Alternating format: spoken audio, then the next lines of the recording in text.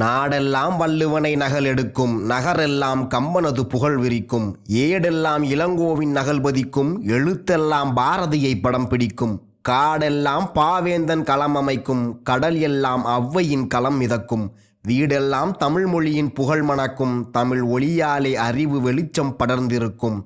தமிழ் அன்னையை வணங்கி தமிழில் பிறந்து தமிழால் வளர்ந்து தமிழை வளர்த்து தமிழை உயர்த்தி தமிழுக்கு தொண்டு செய்வோன் சாவதுண்டோ என்பதற்கு சான்றாக வாழும் தமிழ் சான்றோர்களை வணங்கி அவையோர் அத்துணை பேரையும் வணங்கி என் உரையை துவங்குகிறேன்.